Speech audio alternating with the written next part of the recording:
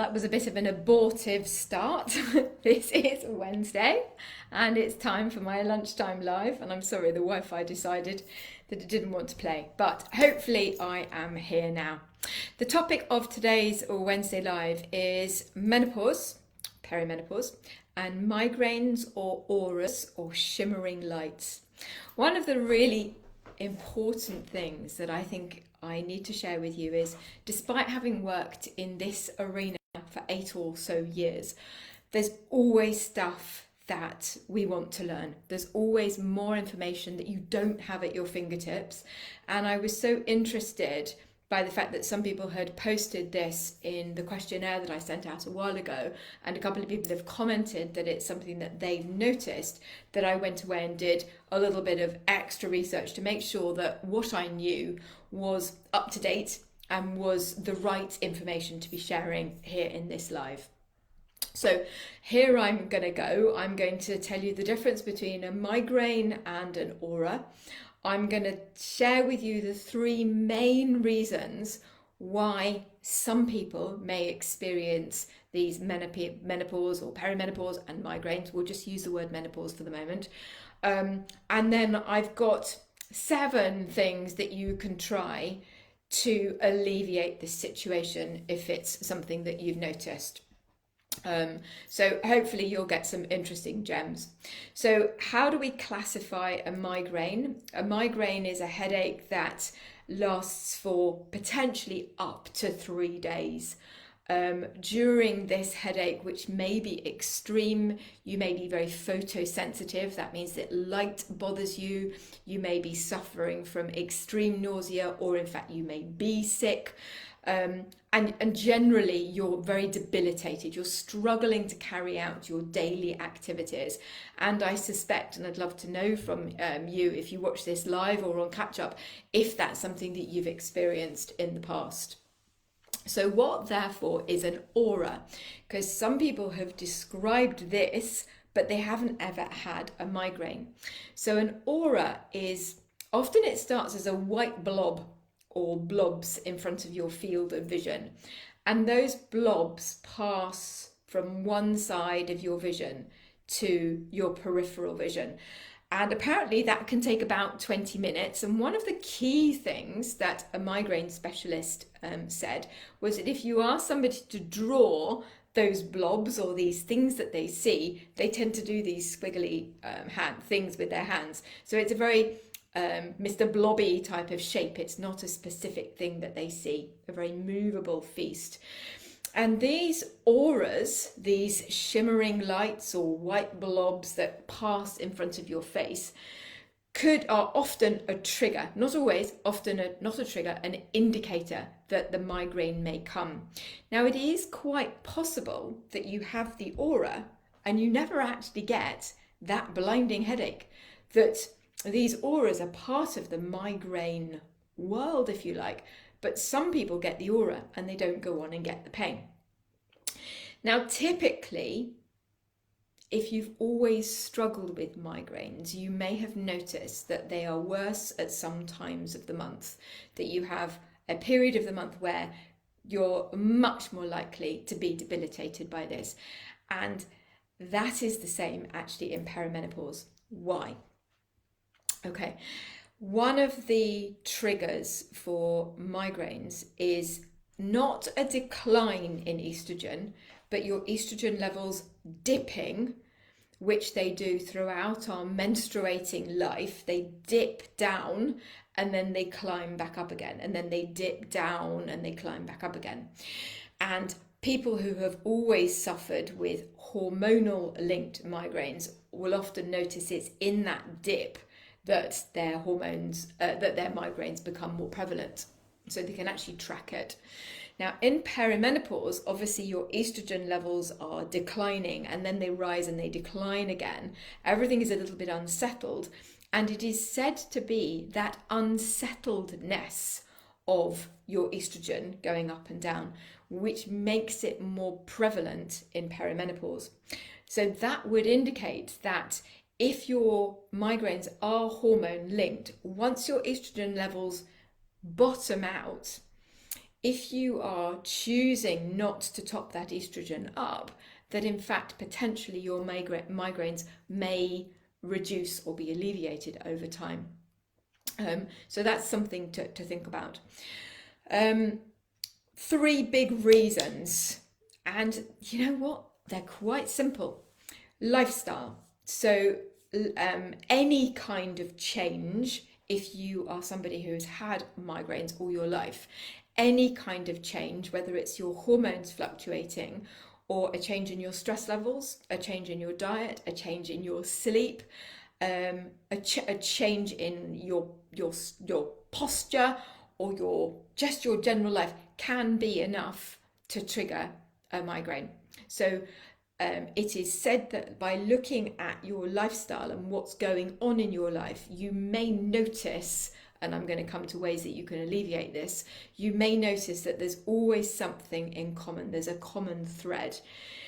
Another thing that I was interested by this migraine specialist is she said that not only women, but particularly women, we often have a lot of physical tension in our bodies, whether it's in your jaw, I don't know if anybody gets jaw pain at night, in our necks, often one side of your shoulder, not bilateral, because we have often brought up a family, we've held a child on our hips while stirring a curry or lifted a child on, and then a briefcase on the other side, where we hold a lot of tension in our body.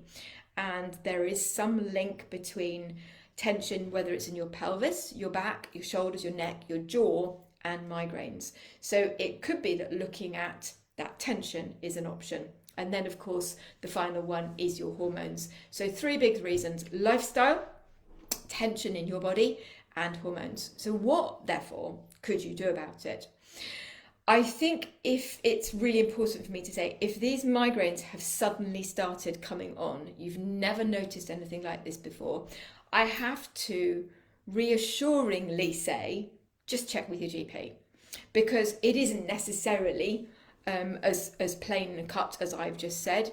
Potentially there could be something else going on, and it's really important if it is a debilitating pain that's come on out of nowhere, headache and these auras and these flashing lights, do speak to your GP and make sure that you're going through that conversation with your GP, who may well refer you to a neurologist. So that's point number 1. I think point number 2 is a really interesting one: journal or track. Start keeping a note of when these auras that you might have happen. What is it you're doing? What is it you've maybe eaten? How are your stress levels at home or at work? Have you done a particular exercise? Have you done no exercise, no movement? What is it that you can track to see if there's a pattern? You might track for 2 weeks if they're coming very frequently. You might track for a much, much longer period of time to see if there's a monthly thing. Is there a particular type of food that you're eating? Potentially. And so by tracking for a period of time, journaling, you may notice that there is some link.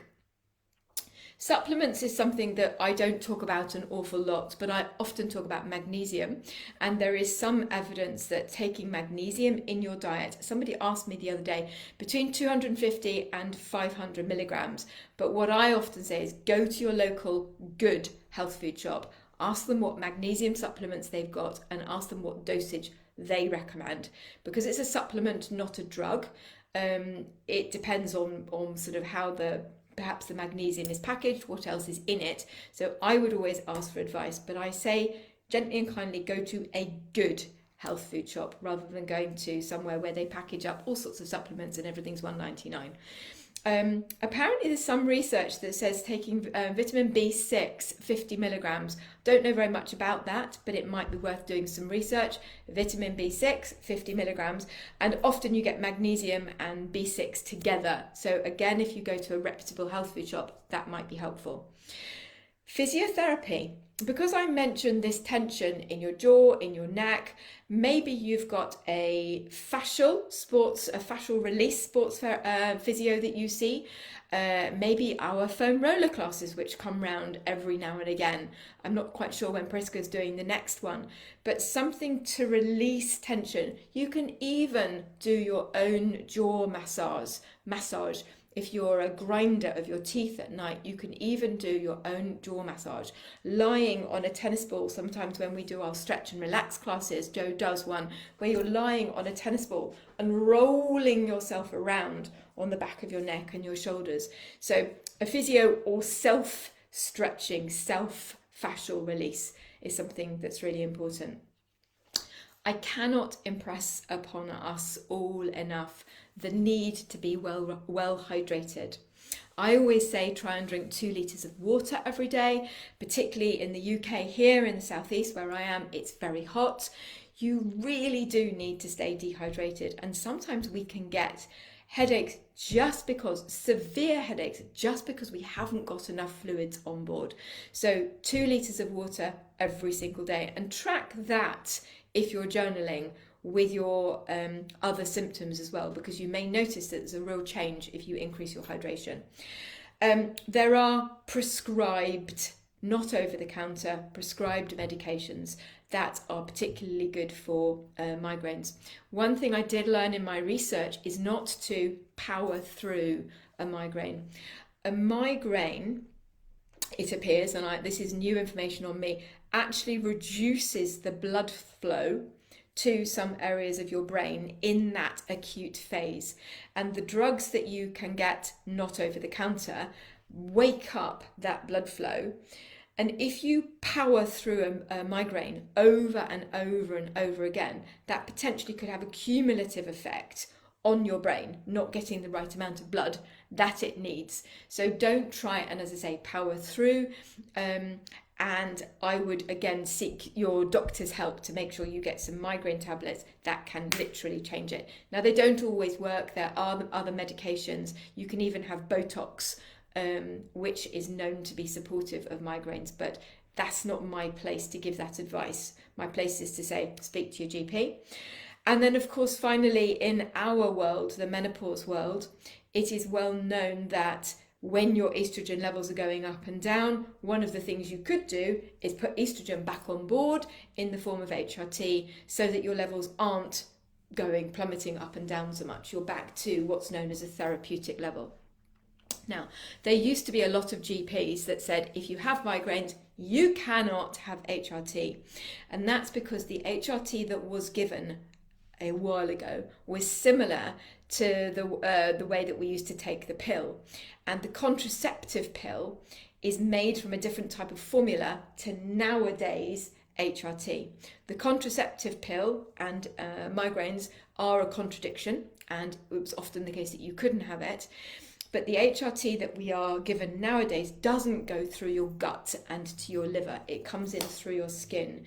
So any type of topical HRT, whether it's estrogel, Lenzetto spray or patches, is normally okay for your doctor to give you alongside being a migraine sufferer. If you've still got a uterus, you will need to have progesterone, and again, not having the old-fashioned type of progestogens, they were called, having either Utrogestan or the Mirena coil is the HRT, the gold standard of HRT to have if you are a migraine sufferer. So I hope that's helped answer some of your questions. It's not unusual, it's not abnormal, but it's not something to power through. HRT may be something that you wish to do, but I think the sooner you can track what's going on and where the triggers come from, the better armed you will be then to speak to your doctor and say, this is what happens and when it happens. I will be back next Wednesday with another, we're doing supplements for your skin and aging next Wednesday in the Q&A. I hope you enjoy it, and in the meantime, I will see you all soon. Thanks everybody, bye.